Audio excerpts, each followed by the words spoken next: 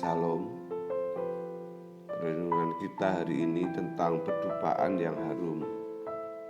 Bapak Ibu Saudara yang dikasihi oleh Tuhan Yesus, kita kemarin berbicara tentang bagaimana kita harus mendahulukan kerajaan surga.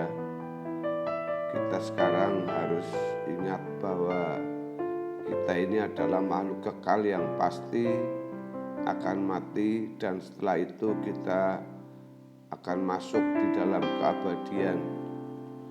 Kenyataan yang kita temui, banyak orang tua membentengi dan melindungi anak-anak mereka dengan warisan. Dengan warisan itu mereka berpikir bahwa anak-anak mereka akan aman. Sebagai orang tua, kita punya perasaan seperti itu. Padahal dunia kita ke depan ini tidak akan menentu. Sama sekali tidak akan bisa diharapkan. Biarpun warisan yang kita bisa berikan kepada anak kita, apakah itu harta, apakah itu uang, pendidikan, tidak akan menjamin. Beberapa waktu yang lalu kita mendengar ada anak konglomerat di luar negeri meninggal, ada yang dibunuh, ada yang bunuh diri, ada yang kecelakaan, dan lain sebagainya. Ternyata kekayaan tidak bisa melindungi anaknya. Warisan yang harusnya kita berikan adalah warisan takut akan Allah, warisan pengenalan akan Tuhan. Dan kalau mereka belum mengenal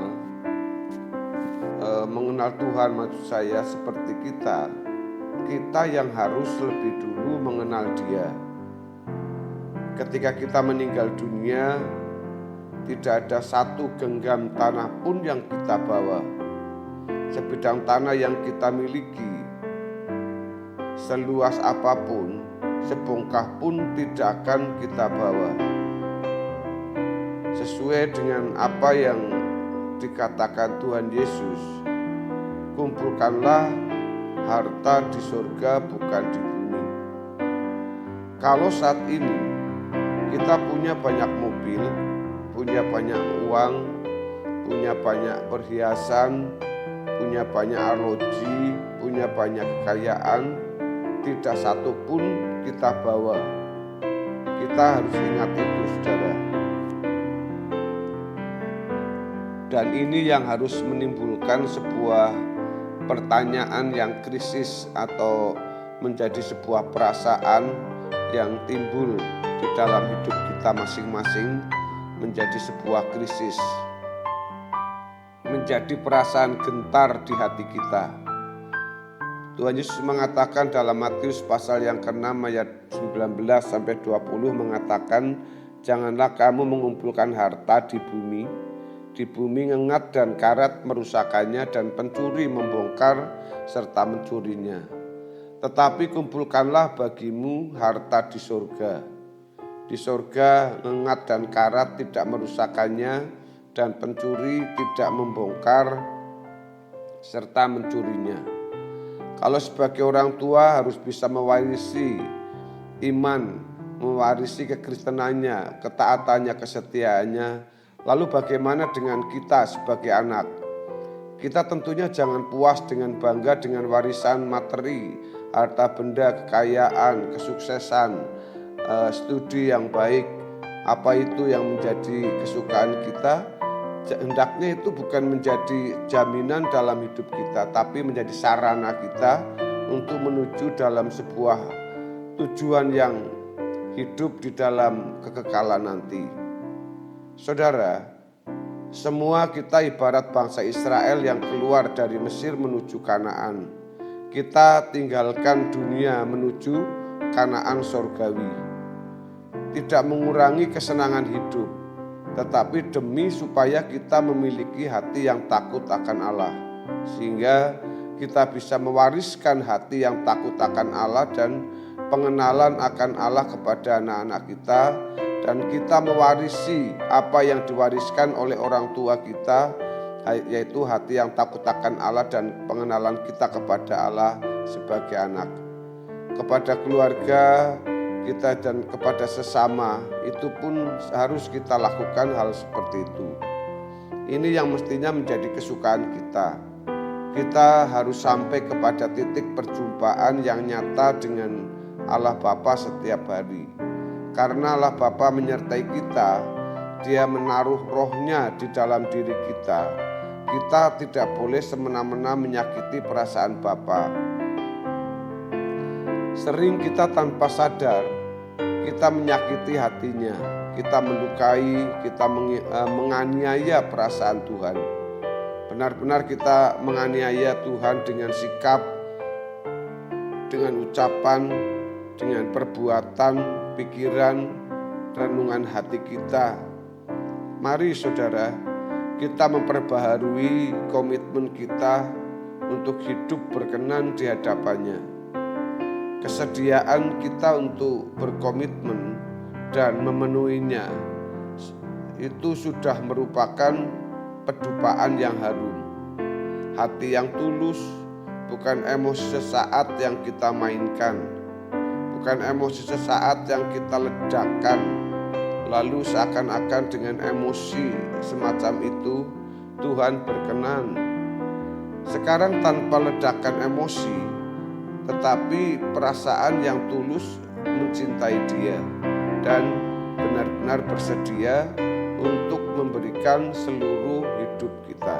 Saudaraku, uang itu masalah yang masih sederhana dan kecil. Harta itu juga masih masalah yang sederhana dan kecil. Tetapi kesediaan kita mengontrol kata-kata yang tidak patut, sikap perilaku kita yang bisa melukai orang yang menjadi batu sandungan, semua itu merupakan masalah yang tidak mudah, bukan masalah kecil. Walaupun tentu kita sudah berbuat sebaik apapun, kita bisa tetap dipersalahkan, tetapi tidak masalah. Yang penting kita tidak bersalah di hadapan Tuhan. Misalnya, sebagai orang tua kita mengambil keputusan yang terbaik untuk anak-anaknya, namun anak-anak tidak mau mengerti dan menerimanya. Tentu sebagai orang tua kita tidak bermaksud melukai anak-anak, tetapi mendidik. Maka dalam kehidupan bersama di tengah masyarakat kita harus melakukan hal-hal ini. Pertama, berusaha untuk tidak merugikan siapapun, tidak menyakiti siapapun, melalui ucapan, sikap, dan perbuatan demi perasaan Bapa. Dasarnya bukan karena kita takut kepada seseorang atau alasan lain, melainkan karena kita tidak mau melukai perasaan Dia. Yang kedua, melakukan pembiasaan diri agar kita menjadi orang-orang yang berkenan kepada Tuhan. Demi supaya kita bisa benar-benar menyenangkan hati Tuhan dengan sikap permanen yang kita miliki, bukan sesaat kita buat-buat lalu seakan-akan kita menjadi orang baik, namun akan terus kita kembangkan atau berkembang lagi dalam penggunaan waktu, pikiran, tenaga, uang, dan harta. Saudara, ingat, suatu saat kita akan menghadap tata pengadilan Tuhan. Kiranya kita dijumpai berkenan kepada Tuhan. Sudah tidak bercacat, tidak bercela lagi. Untuk itu saudara, kita harus berjuang mati-matian. Makanya setiap hari berjuang untuk menjadi manusia baru.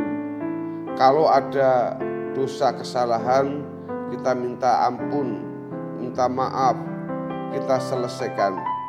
Dan hari ini menjadi hari yang baru di mana kita mau untuk memperbaharui hati. Mari kita hidup berkenan di hadapan Tuhan. Hidup kita adalah pedupaan, kiranya selalu menjadi atau berbau harum di hadapan Tuhan. Olehnya Bapak Ibu Saudara, kita tidak ada hal lain yang pernah saya sampaikan tentang peranan kita sebagai orang tua, harus menjadikan putra-putri kita, anak-anak kita menjadi orang-orang yang memiliki warisan iman. Dan kita sebagai anak-anak, mari kita teladani orang tua kita dengan hal-hal yang positif, yang baik, supaya kita semua juga menjadi ahli waris kerajaan surga yang berkenan, dan kita bersama-sama menjadi sebuah pedupaan yang berbau harum di hadapan Tuhan. Kiranya kebenaran kita hari ini memberkati kita, kesediaan kita untuk memenuhi komitmen kita guna hidup berkenan, ini merupakan sebuah pedupaan yang harum. Tuhan Yesus memberkati kita. Haleluya.